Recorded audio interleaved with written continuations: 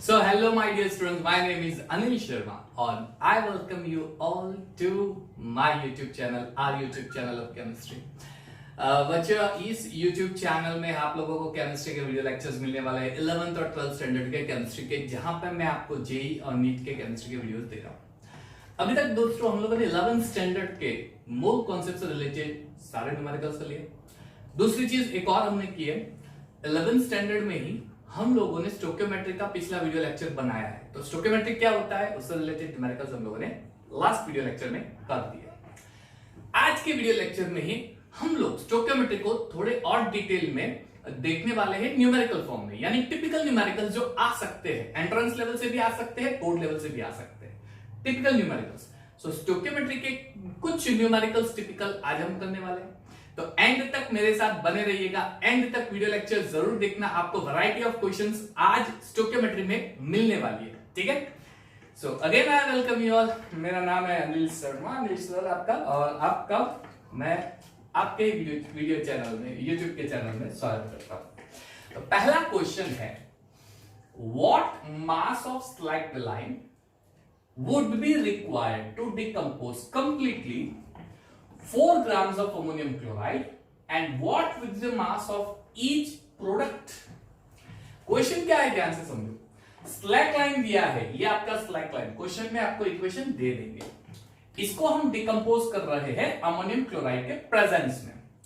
तो ये डिकम्पोज होकर बनाएगा कैल्शियम क्लोराइड, अमोनिया और वाटर। अब आपका क्वेश्चन ये है कि अगर मैं 4 ग्राम ऑफ अमोनियम क्लोराइड ले लेता हूं तो इसको डिकम्पोज करने के लिए कैल्शियम हाइड्रोक्साइड का स्लैक लाइन का कितना मास रिक्वायर्ड है, प्लस एक और चीज हमें चाहिए, कितना प्रोडक्ट मिलेगा, हर एक प्रोडक्ट, ईच प्रोडक्ट का अमाउंट कितना होगा, इसका अमाउंट, इसका अमाउंट, इसका अमाउंट, हर एक का।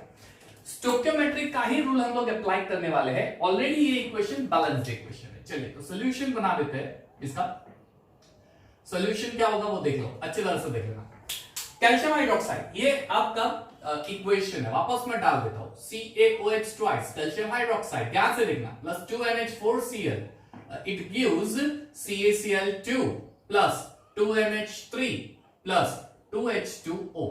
अब इसमें आप मोल कॉन्सेप्ट अप्लाई करो, रेशियो ऑफ स्टोकियोमेट्रिक कोएफिशिएंट, रेशियो ये 1 है यहां आगे, इसलिए ये हो जाता है 1 मोल, इसके आगे 2 है इसलिए ये हो जाएगा 2 मोल्स, ये 1 मोल है इसलिए ये हो जाएगा 1 मोल, यहां पे 2 है इसलिए ये हो जाता है 2 मोल्स, और ये भी फाइनली हो जाता है 2 मोल्स।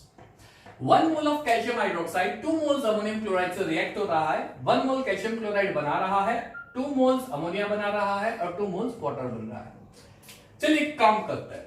यहां दो, यहां पे जो है, एक मिनट साइलेंट, तो यहां पे जो, इसको मैं और साइलेंट कर देता हूं मोबाइल को, ताकि साउंड वाइब्रेशन मोड पे, yes that's it, okay fine. तो 1 मोल 2 मोल्स 1 मोल 2 मोल्स, ओके। अब इसका मॉलिक्यूलर मास फाइंड कर लेते हैं, यानी 1 मोल का मास। मोलर मास क्या होता है, mass of 1 mole of any substance, वो मोलर मास होता है। कैल्शियम होता है 40, ऑक्सीजन 16 होता है, लेकिन मैंने O के बाहर, OH के बाहर 2 लिखा है, यानी ये दो जो है वो ऑक्सीजन के एटम और हाइड्रोजन दोनों के होते हैं। तो 16 2 32, हाइड्रोजन 1 होता है इसलिए हो जाएगा 2। अब टोटल कर दो, आपको मिलने वाला है 4 और 4 और 3 7, यानी 74 ग्राम ऑफ कैल्शियम हाइड्रोक्साइड यहां पे आपको मिल रहा है। अब 1 मोल का मास अमोनियम क्लोराइड का फाइंड कर लो। नाइट्रोजन का होता है 17, हाइड्रोजन का 1, टोटल 4 हाइड्रोजन है, क्लोरीन का होता है 35.5।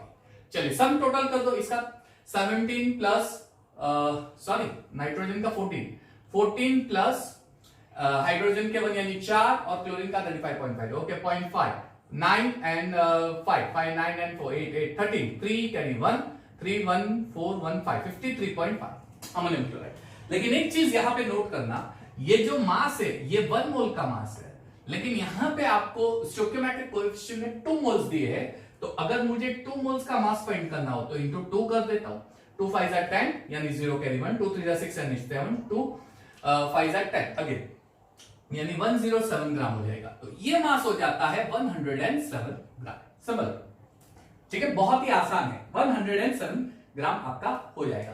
कैल्शियम क्लोराइड फाइंड कर लो। चलिए कैल्शियम का होता है 40, क्लोरीन का 35.5 इंटू 2 71, ठीक है। तो ये सम टोटल हो जाएगा 1 और 7 एंड 4 11। ये 1 ग्राम का है, सॉरी 1 मोल का है, ठीक है। तो ये मिल गया आपको 111 ग्राम CaCl2। तो हर एक का मोलर मास आपको फाइंड कर लेना है। ऐसे कैसे, अमोनिया का 17 होता है इंटू 2 मोल यानी 34 ग्राम हो जाएगा, और ये 18 इंटू 2 यानी 36 ग्राम हो जाएगा, ठीक है। अब क्वेश्चन में किसका मास दिया है वो पहले देख लो आप। किसका मास दिया है क्वेश्चन में? 4 ग्राम ऑफ अमोनियम क्लोराइड, यानी अमोनियम क्लोराइड का 4 ग्राम दिया है, ठीक है। यानी अगर अमोनियम क्लोराइड 4 ग्राम है तो कितना ग्राम कैल्शियम हाइड्रोक्साइड रिक्वायर्ड है, so that it will get decompose. So if I want to decompose calcium hydroxide, what is the mass of ammonium chloride required, then what would be the mass of each product obtain, यानी ये कितना मास form करेगा, ये कितना मास, ये हर एक चीज हम 4 से रिलेटेड ही करेंगे। पहले अमोनियम कैल्शियम हाइड्रोक्साइड का मास फाइंड कर लेते हैं। चलिए सबसे पहले CaOH2 उसका मास फाइंड कर लो। अगर 74 ग्राम है, उसमें 107 ग्राम है, तो x ग्राम जो रिक्वायर्ड है डिकम्पोज करने के लिए, ठीक है, उसके लिए 4 ग्राम अमोनियम क्लोराइड रिक्वायर्ड है।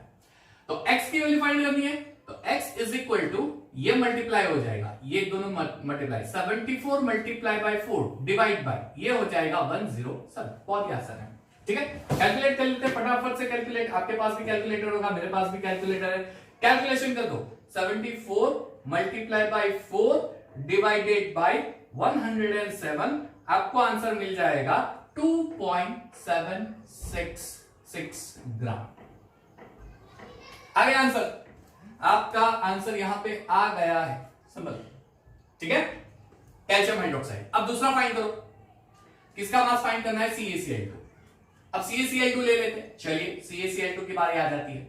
नाउ अबाउट CaCl2, अगर 107 ग्राम में से CaCl2 11 ग्राम बन रहा है, तो अब इसको मैं x एज्यूम कर लेता हूं। अच्छा एक काम करते हैं अलग, इसको a एज्यूम कर लेता हूं। तो a की वैल्यू क्या होगी, तो अगर मुझे a की वैल्यू फाइंड करनी है, तो ये multiply by a, right, 4 111 multiply by 4 divided by 107, आपको a की वैल्यू मिल जाएगी। चलिए करो, 111 multiply by 4 divided by 107, it is 4.14 आ गया, 149 यानी 4.15, आराम से 4.15 ग्राम हो गया। दूसरा, अब बात करते हैं अमोनिया की। ऐसे कैसे, अमोनिया की फाइंड करो। थर्ड वैल्यू आंसर अमोनिया का ले लेते हैं।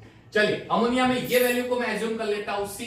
अगर 107 ग्राम में से 34 ग्राम अमोनिया बन रहा है, तो 4 ग्राम में से कितना मिलेगा, C। तो C की वैल्यू फाइंड कर लो।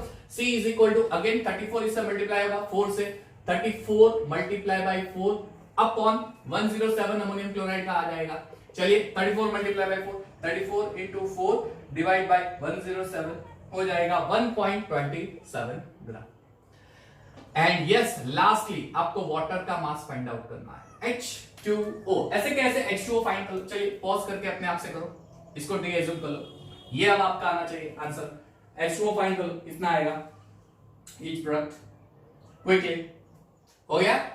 चलिए ऐसे कैसे H2O फाइंड कर लेते हैं।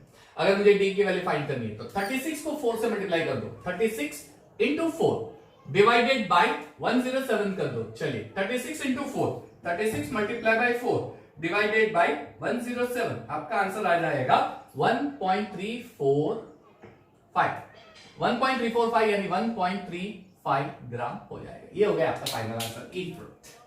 लेंथी समय, जैसे मैंने बताया कि ये सारे न्यूमेरिकल कैसे होते हैं, इजी नहीं होते हैं, इजी होते हैं लेकिन लेंथी होते हैं। यहाँ पे कहीं ना कहीं गड़बड़ कर लेते हैं स्टूडेंट, इसलिए इस तरह के क्वेश्चंस आ सकते हैं। कॉम्पिटिटिव लेवल से भी आ सकता है ये क्वेश्चन, और यही क्वेश्चन आपका आ सकता है बोर्ड लेवल से भी।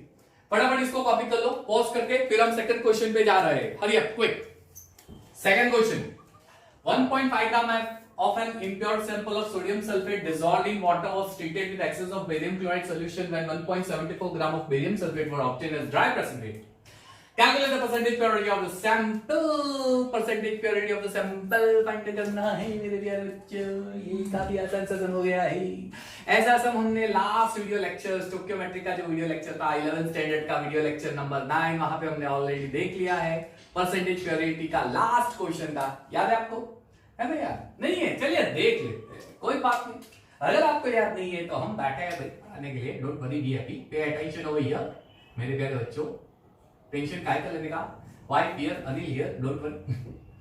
चलिए, ऐसे तो मैं मेरे बच्चों के साथ रहता ही हूँ, इसमें प्रॉब्लम क्या है? चलिए BaSeAl2 BaSO4 plus 2NaCl। चलिए यहां पे आप लोग एक काम कर सकते हैं, Na2SO4 प्योर नहीं है, पहला तो पॉइंट ये है, Na2SO4 प्योर नहीं, यानी यहां पे क्या है, Na2SO4 के साथ कुछ इंप्योरिटी मिक्स है और इसका टोटल जो वेट है ना वो है 1.5 ग्राम। अब मैं एक काम करता हूं, इस टोटल वेट में से Na2SO4 का वेट कितना होता है वो फाइंड कर लेते हैं। अब वो कैसे फाइंड करेंगे? अगर मुझे ये वेट मिल जाए कहीं से भी, कैसे भी करके ये वेट मिल जाए ना, तो इस वेट को हम लोग, इसी वेट को हम लोग 1.5 से डिवाइड, क्योंकि टोटल में से Na2SO4 का इतना है ना, परसेंटेज मार्क्स फाइंड करते हैं ना, तो 60 में से इतने, तो 100 में से कितने, है ना, तो इसमें से इतने इतने इतने, है ना, तो इसमें से 1.5 में से अगर इतना है तो इंटू 100 कर दो, आपको परसेंटेज मिल जाएगा। अब वो कैसे फाइंड करेंगे? तो ध्यान रखो, यहां पे एक और चीज दी है, barium chloride solution when 1.74 gram of BaSO4 were obtained as a dry precipitate, यानी यहां पे जो BaSO4 आपको मिल रहा है ना वो प्रेसिपिटेट के फॉर्म में मिल रहा है, वो भी ड्राई। ड्राई का मतलब इसमें वाटर नहीं है, कुछ भी नहीं है, कुछ भी नहीं है, ये एक्सट्रीमली प्योर है, इसमें कुछ है नहीं, वो प्योर है, एक्सट्रीमली प्योर है ना, ड्राई। तो इसका वेट मुझे दे दिया है 1.74 ग्राम। तो एक काम करते हैं ना, इसके वेट पे से Na2SO4 का वेट फाइंड कर लेते हैं। वो कैसे? मोल कॉन्सेप्ट का रिलेशन, मोल कॉन्सेप्ट का रिलेशन लियो, मोल कॉन्सेप्ट। देखो यहां पे आपको 1 मोल Na2SO4 दिया है और उसमें से 1 मोल BaSO4 बन रहा है, ठीक है, Na2SO4। चलो इसका atomic weight, molar weight find कर लो। 2 into 23, सल्फर का होता है 32, ऑक्सीजन का 16 4 64। चलिए 2 into 23 यानी 46, 32 एंड 64, 6 और 4 10 और 2 12, 6 4 10 11 और 3 14 142, यानी Na2SO4 जो है उसका वेट आपको मिलता है 142 ग्राम। क्लियर? सेम में BaSO5 फाइंड कर लो। Ba का होता है 137, S का 32, ऑक्सीजन का अगेन 64। क्लियर? 7 और 4 11 और 2 13। क्लियर? 13 मेरा नहीं, 13 है, चलो कोई बात नहीं। 6 और 6 12 और 13 अगेन, और ये होगा 233, यानी ये हो जाएगा 233 ग्राम 1 मोल। तो Na2SO4 का मोलर मास, 1 मोल का मास 142 ग्राम और BaSO4 का मोलर मास 1 मोल का मास 233 ग्राम। लेकिन यहाँ पे BaSO4 कितना दिया है भैया? यहाँ पे तो BaSO4 दिया है 1.74, तो 1.74 ग्राम लेंगे तो आपको कितना Na2SO4 मिलेगा? बहुत आसान, बहुत आसान, करो कितना मिलेगा आपको? BaSO4 का वेट मिल जाएगा। चलिए कल mass of BaSO4, sorry Na2SO4, mass of Na2SO4 it is equal to, या मल्टीप्लाई कर 142 into 1.74 डिवाइडेड बाय 233। भैया कैलकुलेट कर, चले कैलकुलेटर, चलो करो करो फटाफट, आप भी करो मैं भी करता हूं। 142 मल्टीप्लाई बाय 1.74 डिवाइडेड बाय 233, चलिए आंसर आता है 1.06 ग्राम Na2SO4, यानी मुझे जो चाहिए था मिल गया, मिल गया, खजाना मिल गया भैया, खजाना मिल गया, आप खजाना बांट दो। 106 मुझे Na2SO4 का वेट चाहिए था, वो मिल गया, यानी इम्प्योर सैंपल में Na2SO4 का वेट इतना है 1.06 ग्राम इम्प्योर सैंपल। अच्छा इम्प्योर सैंपल का मास कितना है? 1.5। तो जैसे मैंने अभी आपको फॉर्मूला दी, percentage purity it is equal to 1.06 divided by 1.5 multiply by 100 कर दो। 1.06 मल्टीप्लाई 100 डिवाइडेड बाय 1.5, चलिए 70.67% प्योरिटी, यानी सैंपल में जो Na2SO4 है वो 70.67% है, बाकी की आपकी इंप्योरिटी हो जाएगी। है आसान सब, है ना, कुछ टिपिकल नहीं है, आसान है, लेकिन कुछ एक्स्ट्रा ऐड कर दिया कि भाई, यानी मेथड वही है। आप देखो स्टोइकियोमेट्री, मोल से मोल, मास से मास, मेथड वही है, सिर्फ एक चीज एक्स्ट्रा ऐड कर दी कि भाई इसमें परसेंटेज कितना है वो फाइंड करो, ये चीज एक्स्ट्रा है, बाकी कुछ भी नहीं, आसान है, ठीक है। चलिए तो ये कॉपी कर लो पॉज करके, हम लोग नेक्स्ट न्यूमेरिकल करते हैं। 1 2 3 स्टार्ट। चलिए तो क्वेश्चन नंबर 3 पे चलते हैं। क्वेश्चन नंबर 3 देख लो, बोर्ड पे है आपके। Calculate market prices of aluminium, zinc and ferrous Fe scraps, right, Fe scraps per kilogram are. Current market price, sorry not calculate, current market price आपको दी है। एल्यूमिनियम के 1 किलोग्राम के 20 रुपीज है, जिंक के 1 किलोग्राम के 16 है और Fe का 3 रुपीज। क्वेश्चन में दिया है, सही में इतना नहीं है, महंगा है। चलिए, if H2 is to be prepared by the reaction of one of these metals with H2SO4, clear? And if H2 is to be prepared by the reaction of one of these metals with H2, यानी aluminium का use करके H2SO4 में से hydrogen बनाना है, या फिर zinc का, या फिर किसी भी एक मेटल का, तो कौन सा मेटल सबसे सस्ता पड़ेगा? चीपेस्ट मेटल कौन सा होगा? एल्यूमिनियम होगा, जिंक होगा, या फिर, ठीक है? और कौन सा बहुत एक्सपेंसिव होगा? कौन सा मेटल जो है वो एक्सपेंसिव होने वाला है? अब ये तो दिक्कत वाली काम हो गई। अच्छा, एक काम करते हैं, हम लोग 3 इक्वेशन लिख देते हैं। पहले एल्यूमिनियम का H2SO4 के साथ Al प्लस H2SO4, चलिए सोल्यूशन इसका बना देते हैं।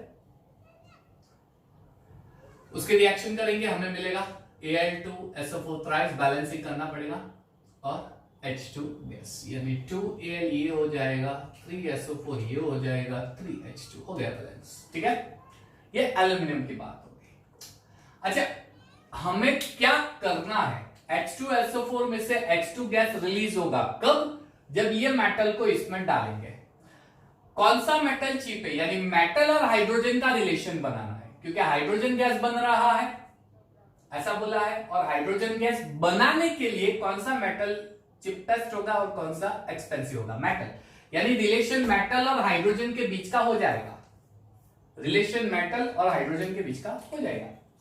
चलिए, एल्यूमिनियम का 27 एटॉमिक वेट होता है, टोटल एल्यूमिनियम कितने हैं? तो 2 है, 27 इंटू 2 यानी 54 ग्राम, यानी 54 ग्राम एल्यूमिनियम में से 3 to the 6 ग्राम हाइड्रोजन बन रहा है। ये पहली चीज, ठीक है?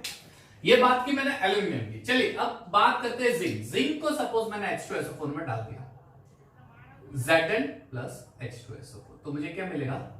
मुझे सेम चीज ZnSO4 प्लस H2 गैस, तो ये तो बैलेंस ही है भाई, ये तो भाई बैलेंस ही है। अच्छा, इसके अंदर जिंक के 1 मोल का मॉलिक्यूलर मास क्या होता है? जिंक का 1 मोल का मोलर मास होता है, sorry molar mass, not molecular mass, molar mass 65 ग्राम होता है, और हाइड्रोजन का होता है 2 ग्राम 1 मॉलिक्यूलर, यानी 65 ग्राम जिंक में से 2 ग्राम हाइड्रोजन बना सकते हैं। और अब बात करते हैं Fe की। मान लीजिए मैंने Fe को H2SO4 में डाल दिया, चलिए Fe को, इसमें से हाइड्रोजन गैस रिलीज होगा, पहली चीज। ओके, अब बनेगा क्या? Fe में से बनेगा क्या? या तो FeSO4 बनेगा, ये Fe2SO4 राइस बनेगा, दो में से। अब फेरिक सल्फेट बन सकता है या फिर फेरस सल्फेट बन सकता है। बनेगा क्या? जब हम Fe को H2SO4 में डालते हैं, तब हमेशा यहां पे आपको जो कंपाउंड मिलेगा वो FeSO4, क्लियर? FeSO4 ही हम लोग लिखेंगे यहां पे, you will get FeSO4 always. याद रखो, Fe2SO4 प्राइस नहीं मिलेगा, FeSO4, ये FeSO4 मिलेगा, और इसमें से हाइड्रोजन गैस निकलेगा। Fe का 56 ग्राम होता है, चलिए Fe जो होता है ना, Fe उसका 56 ग्राम होता है, और हाइड्रोजन का 2 ग्राम। अब कौन सा मेटल हमें चीप लगेगा H2 बनाने के लिए, कौन सा एक्सपेंसिव होगा? तो एक काम करते हैं, यहां पे प्रॉब्लम क्या आ गई पता है? हाइड्रोजन यहां पे 6 ग्राम बन रहा है, यहां पे कोई दिक्कत नहीं है 2 ग्राम, यहां पे भी कोई दिक्कत नहीं है 2 ग्राम। अब प्रॉब्लम ये आ गई है कि यहां पे हाइड्रोजन का डिफरेंट अमाउंट है। हम लोग Fe और जिंक को तो कंपेयर कर सकते हैं, लेकिन what about hydrogen, sorry aluminium, कैसे कंपेयर? तो एक काम करते हैं, तीनों में हम लोग एक कॉमन वेट ले लेते हैं। उस कॉमन वेट को बनाने के लिए कितना मेटल रिक्वायर्ड है वो ईच मेटल फाइंड कर लेते हैं, राइट? मान लीजिए कि मैं कॉमन वेट ले रहा हूं 100 क्यों? क्योंकि कैलकुलेशन काफी आसान हो जाएगा। मुझे 100 ग्राम H2 एल्यूमिनियम में से बनाना है, मुझे 100 ग्राम H2 जिंक में से बनाना है, मुझे 100 ग्राम H2 Fe में से बनाना है। तो कितना वेट लगेगा? वेट फाइंड कर लो, वेट फाइंड कर लो एल्यूमिनियम का। तो देयरफॉर मान लीजिए कि x लगेगा 100 ग्राम के लिए, तो यहां पे x की वैल्यू क्या आ जाएगी? x is equal to 100 multiply by 54 divided by 6, 100 multiply by 54 divide by 6, right? Calculation बहुत ही आसान है, 6 9 जा 54, यानी हो गया 900 ग्राम। सेम वे यहां पे 65 ग्राम में से 2 ग्राम बन रहा है, तो 100 ग्राम बनाने के लिए कितना जिंक रिक्वायर्ड होता है? मान लीजिए कि ये y है, तो y कितना होगा? y is equal to 65 multiply by 100 divided by 2। 65 multiply by 100 divided by 2। चलो ये तो काफी आसान हो गया, अब कर सकते हो 250 and 0 5 5 is 25 5 carry 2 5 6 is 30 and 5 25 6 32 3250 ग्राम हो जाएगा। चलो क्लियर कैलकुलेशन। और सेम में यहां पे हम लोग करते हैं, मान लीजिए कि ZFE मिलता है, sorry Z amount of FE मिल रहा है, तो Z क्या हो जाएगा 56 इंटू 100 डिवाइडेड बाय 2। 2 को इससे डिवाइड कर देते हैं, चलो इसको कैंसिल कर देते, 2 2 जा 4 2 8 जा 16 28 और 28 इंटू 100 कितना हो गया 2800 ग्राम। चलो तो तीनों में से हम लोग हाइड्रोजन 100 ग्राम बना रहे हैं, तो अगर ये 100 ग्राम बनाना हो तो एल्यूमिनियम इतना रिक्वायर्ड है, ये 100 बनाना हो तो एल्यूमिनियम इतना रिक्वायर्ड है, और ये 100 बनाना हो तो एल्यूमिनियम इतना रिक्वायर्ड। अब क्वेश्चन देखो 1 किलोग्राम का अमाउंट दे दिया है, 1 किलोग्राम एल्यूमिनियम का अमाउंट है 20 रुपीज, यानी 1 किलोग्राम अगर एल्यूमिनियम यूज हो गया तो 20 रुपए चार्ज लगेगा, 20 रुपए। तो अगर मैं 900 ग्राम एल्यूमिनियम यूज कर रहा हूं तो कितना चार्ज लगेगा, यानी यहां से हम लोग प्राइस बिल फाइंड करेंगे। प्राइस के 1 किलोग्राम यानी 1000 ग्राम, अगर 1000 ग्राम एल्यूमिनियम यूज हो रहा है तो उसका चार्ज कितना है 20 रुपीज है, लेकिन यहां पे तो सॉरी 1000, लेकिन यहां पे तो 900 ग्राम है, तब उसका प्राइस कितना होगा। देयरफॉर अब आपको मिल जाएगा price of aluminium 20 into 900 divided by 1000। चलो सारे जीरो कैंसिल हो गए, 2 9 18 रुपीज चार्ज एल्यूमिनियम का होगा। 100 ग्राम अगर हाइड्रोजन बनाना हो तो एल्यूमिनियम इतने कॉस्ट वाला एल्यूमिनियम रिक्वायर्ड है, हमें 18 रुपए खर्च करने पड़ेंगे एल्यूमिनियम बनाने के लिए। अब जिंक का देख लेते हैं, चलिए पर किलोग्राम कितना है 16 रुपीज है। चलिए तो 1000 ग्राम जिंक की प्राइस है 16 रुपीज, यहां पे हमें मिल रहा है 3250 ग्राम ऑफ जिंक, तो उसकी प्राइस कितनी होगी, चलो आपको प्राइस मिल जाएगी। Price it will be 16 into 3250 divide by 1000। चलो एक जीरो तो कैंसिल हो जाएगा, अब कैलकुलेट करो 16 मल्टीप्लाई बाय 325, आंसर आएगा 5200 डिवाइड बाय 100, यानी ये हो जाएगा आपका 52 रुपीज। हो गया, यानी अगर मुझे 100 ग्राम हाइड्रोजन बनाना है तो भैया 52 रुपए आपको खर्चने पड़ेंगे, 52 रुपीज इतना खर्चना पड़ेगा, ठीक है। ये 18 रुपए, ये 52। अब एफई का फाइंड कर लो, 1 किलोग्राम यानी 1000 ग्राम का कितना चार्ज होता है, ये 3 रुपीज, तो 2800 अगर हो गया ग्राम यूज जिंक, तो जिंक अगर 2800 ग्राम यूज हो गया तो फिर उसका कॉस्टिंग कितना होगा, तो चलिए प्राइस क्या हो जाएगा 3 इंटू 2800 डिवाइडेड बाय 1000 0000। चलिए 28 इंटू 3 28 इंटू 3 ये तो 84 होता है भाई, 84 डिवाइड बाय 10 यानी 8.4 रुपीज, ये हो गया 8.4 रुपीज। यानी सबसे चीपेस्ट सस्ता वाला क्या हो गया, देखो सबसे सस्ता, यानी हाइड्रोजन बनाना होगा तो सबसे सस्ता हमें आयरन पड़ेगा और सबसे महंगा होने वाला है 52 रुपीज। सो चिपेस्ट मेटल कौन सा होगा, ये हो गया Fe, और एक्सपेंसिव कौन सा हो गया, तो एक्सपेंसिव हो गया। यानी करना कुछ भी नहीं है, हमें हर एक रिएक्शन में एक ही चीज करनी है, हाइड्रोजन का सेम अमाउंट लेना है 100, क्योंकि सेम अमाउंट में से पता चलेगा कि हर एक में कितना मेटल लगेगा और उस पे से आप रुपीस फाइंड कर सकते हो। क्लियर, तो इस तरह के सब में आपको जो प्रोडक्ट है वो सेम कर देना है, सेम अमाउंट कर देना, और उसके बाद कितना कॉस्टिंग होता है वो कॉस्टिंग फाइंड कर लो। क्लियर, ये हो गया आपका पूरा सम, फटाक से कॉपी कर लो, फिर हम नेक्स्ट सम्स पे जाते हैं। चलिए hurry up. Okay, question number 4, 1.84 gram of a mixture of MgCO3 and CaCO3 is strongly heated to no further loss of mass takes place। है ना, एक मिक्सचर दिया, कहानी बहुत ही आसान है। यहां पे आपको मिक्सचर दिया है, ये जो मिक्सचर है इसको आप हीट कर रहे हो, तो इतना हीट कर रहे हो कि आगे जाके कोई भी मास का लॉस नहीं होता है। मास का लॉस नहीं होना यानी खत्म हो गया है, हीट करते जा रहे हो करते जा रहे हो करते, अब खत्म हो गया, अब कोई मास लॉस नहीं होने वाला है, जो होना था वो हो गया, अब कुछ नहीं होगा। ठीक है, अब जो रेसिड्यू आपको मिल, रेसिड्यू यानी जो यहां पे बचेगा सॉलिड में, रेसिड्यू यानी सॉलिड में जो बचेगा सॉलिड में रेसिड्यू, उसका मास है 0.96 ग्राम। तो आपको क्या करना है, percentage composition of the mixture, यानी मिक्सचर किसका है, इसका।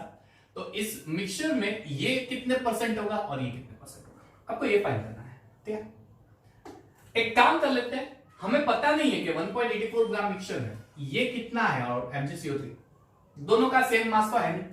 ऐसा नहीं है कि 50% इसका है, ऐसा कुछ दिया ही नहीं, हमें पता ही नहीं है एक्चुअली कैल्शियम कार्बोनेट का मास कितना है, मैग्नीशियम। हमने क्या किया, एक कैल्शियम कार्बोनेट थोड़ा सा पाउडर ले लिया, मैग्नीशियम कार्बोनेट थोड़ा सा पाउडर ले लिया, दोनों को मिक्स कर दिया, तो हमें मिल गया 1.84 ग्राम। लेकिन ये कितना मास लिया और ये कितना मास, इसका कितना प्रोपोर्शन लिया, इसका कितना मास लिया, हमें पता ही नहीं है नहीं, पता ही नहीं है। तो अब कैसे करेंगे, चलिए बहुत ही आसान है, हमें पता नहीं है, टोटल दिया है तो मास फाइंड कर लो। कैसे करेंगे, सपोज कर लो यहां पे हम लोग blue god bless you use करेंगे। चलिए बेहतरीन सा है, suppose mass of calcium carbonate is x gram, यानी जो 1.84 है वो है ना calcium carbonate is equal to और मैग्नीशियम कार्बोनेट का टोटल मिला के मास मिला। अब अगर ये x ले लेता हूं भाई, अगर मैं कैल्शियम कार्बोनेट का मास x ले लेता हूं तो मैग्नीशियम कार्बोनेट कितना होगा, therefore mass of magnesium carbonate is 1.84 minus x। ठीक है, 1.84 माइनस x। जितना बुरा गा रहा हूं उतना बुरा गाता नहीं, बढ़िया गाता हूं, आपको कभी सुनाऊंगा सॉन्ग गा के। ठीक है, चलिए ये हो गया टोटल मास। अब हमें ये देखना है कि अगर मैं हीट करूंगा कैल्शियम कार्बोनेट और मैग्नीशियम कार्बोनेट किस में कन्वर्ट हो गए, लॉजिक इनऑर्गेनिक। अब जो मैं बोलने जा रहा हूं, इनऑर्गेनिक या फिर ऑर्गेनिक, जहां पे भी या फिजिकल ये चीज आएगी वही करना है। जब भी आपको कार्बोनेट दिखे CO3-2 और इसका स्ट्रॉन्गली हीटिंग बताया जाए, ऑलवेज उसमें से कार्बन डाइऑक्साइड गैस ही निकलता है। छाप दो ये चीज दिमाग में, ये चीज दिमाग में छाप दो, कार्बन डाइऑक्साइड गैस ही निकलेगा। चाहे आप Na2CO3 ले लो, क्या निकलेगा, कार्बन डाइऑक्साइड गैस ही निकलता है, कार्बन डाइऑक्साइड गैस से निकलता है। कुछ भी ले लो, Na2CO3 ले लो, हीटिंग करो स्ट्रॉन्गली, कार्बन डाइऑक्साइड गैस ही निकलेगा। कार्बोनेट को स्ट्रॉन्ग हीटिंग करोगे क्यों, क्योंकि कार्बोनेट में CO2 का फॉर्म होता है, इसलिए इसे हम वॉलेटाइल बोल सकते हैं, but not at room temperature, at high temperature ये वॉलेटाइल हो जाता है। यानी अगर मैं हाई टेम्परेचर अप्लाई करूंगा तो बीइंग अ वॉलेटाइल यानी जो वेपर में उड़ जाता है, बम गैस बन गया, खत्म, गैस बन गया, निकल गया, गैस बन के चला जाता है वेपर में, वो वॉलेटाइल होता है इजी। लेकिन ये रूम टेम्परेचर पे वॉलेटाइल नहीं, हीटिंग करोगे तो वॉलेटाइल बन जाएगा। वॉलेटाइल यानी गैस बन के निकलना। तो इसमें से कौन सा गैस बनता है, CO2 बनता है। जब भी कार्बोनेट, इवन बाइकार्बोनेट ले लो, बाइकार्बोनेट लोगे तो भी CO2 मिलेगा, उल्टा उसमें तो एक और मिलेगा H2O, वो भी वेपर के फॉर्म में निकल जाएगा। ये सब मैंने कैल्शियम कार्बोनेट और मैग्नीशियम कार्बोनेट लेके पूछा है। एग्जाम में आपको Na2CO3 NaHCO3 लेके भी पूछ सकते हैं। तो आपको करना वही है जो मैं आपको यहां दिखा रहा हूं, वही चीज आप Na2CO3 NaHCO3 लेके भी कर सकते हो। CO2 कैसे निकलेगा, फिक्स, छाप दो ये दिमाग में। S ब्लॉक, P ब्लॉक हर एक जगह पे जब आएगा स्ट्रॉन्ग हीटिंग कर ही देना है, कार्बन डाइऑक्साइड गैस ही निकालना है, वही निकालना है। चलिए कैल्शियम कार्बोनेट, अगर मैं इसका स्ट्रॉन्ग हीटिंग करूंगा तो जैसे मैंने बताया CO2 गैस निकाल देना है, बचेगा कैल्शियम ऑक्साइड। CO2 निकाल दो, अब क्या बचा, एक ऑक्सीजन, कैल्शियम ऑक्साइड बच गया सॉलिड में। ये तो भी गैस है, ये निकल गया कंटेनर में से, ये बाहर उड़ जाएगा, ये उड़ी जाएगा CO2 कंटेनर में से। तो अब जो रेसिड्यू है वो क्या है, CaO, ये आपका रेसिड्यू है CaO। समझ में आ रहा है जो मैं बोल रहा हूं। तो CO2 तो गैस है, वो तो उड़ जाने वाला है, अब बचा क्या, CaO। ठीक है, कैल्शियम कार्बोनेट, उसका मास फाइंड करो, क्या होता है, कैल्शियम का होता है 40, 60, 48, 48 एंड 48 एंड 1200। इसका होता है 1 मोल का मास 100 ग्राम। अब कैल्शियम ऑक्साइड फाइंड करो, इसका नहीं करेंगे, रेसिड्यू सिर्फ ये है, क्यों, ये तो भाई गैस है, ये तो निकल जाना है। कैल्शियम 40 एंड 60, ये हो जाएगा आपका 56 ग्राम। यानी कैल्शियम कार्बोनेट का अगर 100 ग्राम लेता हो तो वो कंप्लीटली बर्न होके 56 ग्राम कैल्शियम ऑक्साइड बनाने वाला है, कंप्लीटली बर्न होके। लेकिन यहां पे तो मैंने कितना मास लिया है, x ग्राम। तो अगर मैं x ग्राम कैल्शियम कार्बोनेट ले लूं तो CaO का मास कितना होगा, रेसिड्यू का मास, CaO रेसिड्यू होता है, तो उस रेसिड्यू CaO उसका मास कितना हो जाएगा 56x divide by 100, result number 1। ये पहला रिजल्ट है, ये पहला रिजल्ट आ गया। फर्स्ट टर्म एग्जाम खत्म हो गई, आपका आंसर आ गया, आपका रिजल्ट आ गया, भाई आप पास हो गए। चलिए नेक्स्ट रेसिड्यू, ये हो गया कैल्शियम कार्बोनेट। अब बात करते हैं मैग्नीशियम कार्बोनेट की, इसको हम रिजल्ट नंबर 1 दे दिए। अब बात करते हैं मैग्नीशियम कार्बोनेट की। चलिए मैग्नीशियम कार्बोनेट को कंबशन करेंगे। कार्बोनेट अभी मैंने बताया स्ट्रॉन्ग लिफ्टिंग करेंगे, CO3 दिखा नहीं के CO2 निकाल दो, गैस बना के उड़ा दो उसको, गैस बना के, तो बन जाएगा मैग्नीशियम ऑक्साइड का CO2, ये गैस बन के निकल जाएगा। अब इसका मास कितना है 1.84, तो पहले तो टोटल मास फाइंड कर लो। मैग्नीशियम 24 होता है, राइट। चलिए 24 और 12 36, 36 and 48, 36 and 48 I guess 84, 36 and 48 I guess it's 84 gram हो जाएगा, राइट। सो मैग्नीशियम पे 84, तो मैग्नीशियम कार्बोनेट हो जाएगा 84 ग्राम। अगर मैं 84 ग्राम कलर चेंज कर दूं तो मजा आएगा, अलग अलग दिखे रहा तो पता चलेगा ये ऐसा है, वो ऐसा है, कैसा है, जो भी है जैसा है। चलिए 84 ग्राम। मैग्नीशियम 12 और 16, 12 और 16 28 ग्राम, 84 ग्राम। 84 ग्राम मैग्नीशियम कार्बोनेट में से 28 ग्राम मैग्नीशियम ऑक्साइड मिलने वाला है। लेकिन यहाँ पे कितना मास है, अरे यहाँ पे तो सर 1.84 माइनस x ग्राम मास दिया है, तो उसमें से रेसिड्यू जो बना हुआ है मैग्नीशियम ऑक्साइड रेसिड्यू, क्यों CO2 नहीं, वो तो गैस है, वो तो निकल जाना है, वो रेसिड्यू बनेगा, वो बचेगा ही नहीं, वो बचेगा ही, वो तो CO2 गैस बन के निकल गया, यानी जो बचेगा वो तो सिर्फ कैल्शियम ऑक्साइड मैग्नीशियम ऑक्साइड होगा, ठीक है।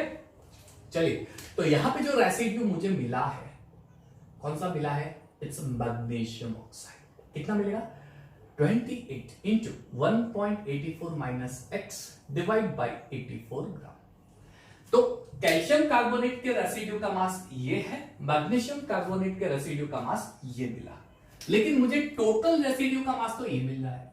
यानी कैल्शियम कार्बोनेट में से जो रेसिड्यू मिला है और मैग्नीशियम कार्बोनेट का जो रेसिड्यू मिला है, अगर मैं उसको मिला दूं, अगर उसको ज्वाइंट कर दूं, तो उसका टोटल मास ये बन जाना है 0.96, ठीक है। नंबर 1 2, तो हम क्या करेंगे 1 प्लस 2, चलिए 1 कौन सा है 56x upon 100 plus 28 into 1.84 minus x upon 84 is equal to, अब इसका टोटल मास क्या है 0, दोनों को मैंने मिला दिया, तो टोटल रेसिड्यू का मास ये हो जाएगा। काफी इजी, अब आपको मजा आएगा इसका सिंप्लीफाई करके, x की वैल्यू फाइंड कर दो। मैं आपको हेल्प इतनी ही करूंगा बस, अब बाकी का सिंप्लीफिकेशन आपको करना है, पॉज करके सिंप्लीफाई फटाफट कर दो।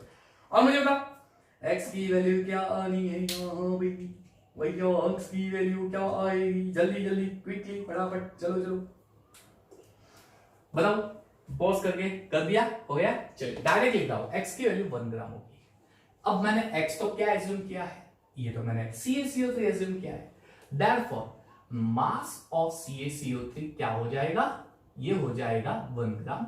मास ऑफ मैग्नीशियम कार्बोनेट क्या हो जाएगा, तो अब क्या करना है 1 माइनस कर दो, 1.84 माइनस 1 यानी 0.84 ग्राम। बढ़िया है, बढ़िया है, बढ़िया है। अब परसेंटेज फाइंड करना है भाई, 1.84 परसेंटेज ऑफ CaCO3। तो CaCO3 का मास 1 ग्राम है आउट ऑफ 1.84। टोटल 1.84 मिक्सचर में से CaCO3 का मास मुझे 1 मिला, इंटू 100 कर दो, ठीक है, यानी 100 अपॉन 1.84, उसका परसेंटेज आप फाइंड कर लो CaCO3 का, आपको क्या मिलना है कैलकुलेशन, चलिए जल्दी, 1 divided by 1.84 into 100, 54.34, 35% and percentage of magnesium carbonate. चलिए इसको 100 में से माइनस कर दो, कुछ ऐसे फालतू की चीजें करने की जरूरत नहीं है, फालतू की चीजें करनी नहीं है। 100 माइनस 54.35, चलिए आंसर मिलेगा 45.65% हो गया। ये सब बहुत इंपॉर्टेंट सब है, मैंने जैसे बताया ये कैल्शियम कार्बोनेट मैग्नीशियम कार्बोनेट मैंने लिया है, एग्जाम में सोडियम कार्बोनेट और सोडियम बाइकार्बोनेट भी आ सकता है, करना वैसे ही है।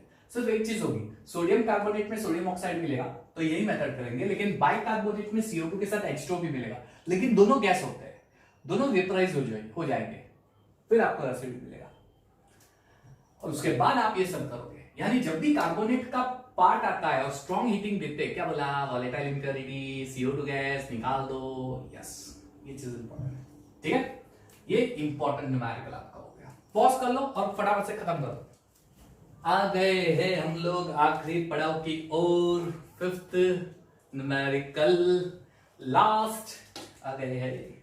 आज का वीडियो लेक्चर खत्म होने आया है। आपकी पेशेंस की मैं दाद देना चाहूंगा, आपने मेरे पेशेंस को समझा समझाने को, और मैंने आपके पेशेंस को समझाने के लिए कुछ भी है ना सर, आप कुछ भी बोलते रहते हो, अरे क्या करें, मजा लो भाई, जिंदगी का आनंद लेना चाहिए। सोल्यूशन देखो, चलो क्वेश्चन पहले पढ़ लो।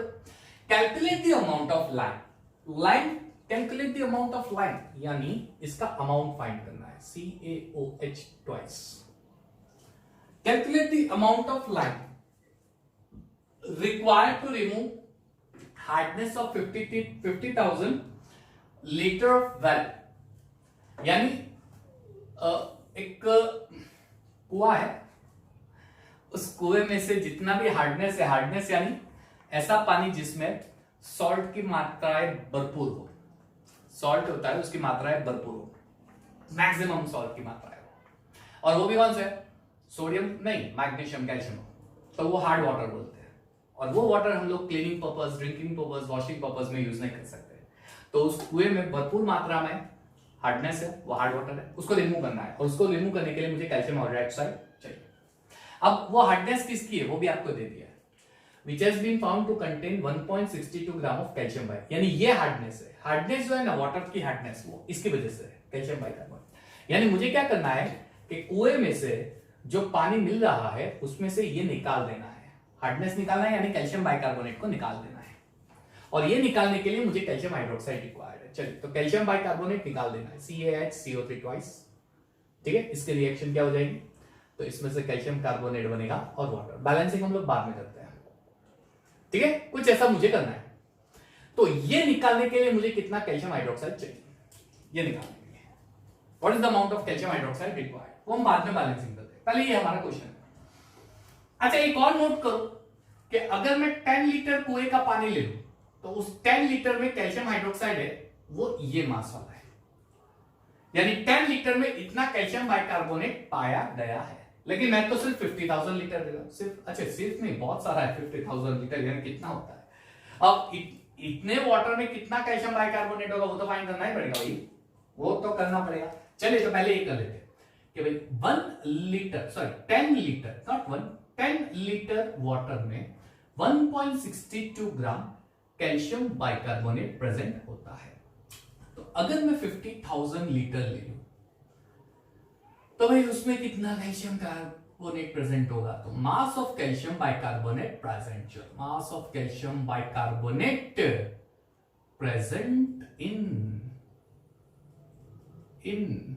50,000 लीटर, चलिए कितना प्रेजेंट होता है, तो ये आसान है, 50,000 मल्टीप्लाई बाय 1.62 डिवाइडेड बाय, है ना, चलिए, तो 50,000 multiply by 1.62, okay, 1.62 divided by 10, कितना हो गया, 8100 ग्राम। चलो, तो ये मुझे मास मिल गया 8100 ग्राम, यानी 50,000 लीटर में बाइकार्बोनेट इतना है। तो मैं ऐसे बोलूंगा कि 50,000 लीटर पानी में इतना सॉल्ट प्रेजेंट है जो मुझे निकाल देना है, वो हार्डनेस है, वो वाटर को हार्ड बनाता है, उसको निकाल देना है, इतने में से निकाल देना है कैल्शियम बाइकार्बोनेट को, यानी सिर्फ मुझे प्योर वाटर चाहिए, इतना 50,000 लीटर में से इतना कैल्शियम बाइकार्बोनेट निकाल देना है, और किसका यूज करके निकालना है, कैल्शियम हाइड्रोक्साइड। चलिए पहले से कर लेते हैं, वो इक्वेशन मैं डालता हूं, कैल्शियम हाइड्रोक्साइड, कैल्शियम बाइकार्बोनेट है, CaHCO3 ट्वाइस,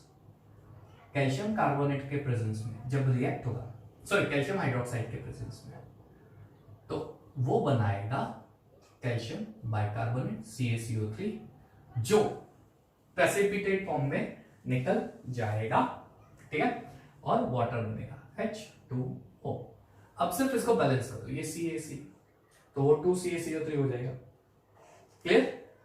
ये Ca और Ca, तो ये हो जाएगा 2CaCO3। अब हाइड्रोजन बैलेंस कर दो, 2A और 2A 4 यानी 2H2। ऑक्सीजन 2 3 6 और 2 8 2 और 2 3 6 हो गया, बैलेंसिंग हो गया। ठीक है, अब ध्यान से देखो, ये हार्डनेस है और इसको निकालने के लिए मुझे कैल्शियम हाइड्रोक्साइड लाइन चाहिए। यानी अगर मैं 1 मोल कैल्शियम हाइड्रोजन कार्बोनेट ले लूं, कैल्शियम बाइकार्बोनेट, तो उसको निकालने के लिए मुझे 1 मोल कैल्शियम हाइड्रोक्साइड ही चाहिए। अगेन स्टोइकियोमेट्रिक का रिलेशन आ गया, ये 1 मोल है, ये 1 मोल है। अच्छा, इन दोनों का हम लोग एक काम करते हैं, मोलर मास फाइंड कर लेते हैं।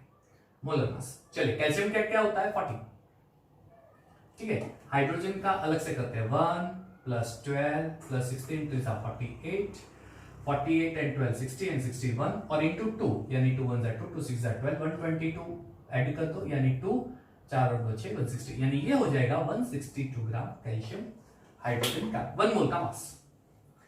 यहां पे देखो कैल्शियम का 40, ऑक्सीजन का 16 और हाइड्रोजन का 117 into 2 क्योंकि बाहर 2 है 34, तो ये हो जाएगा 4 और 7 यानी 74 ग्राम।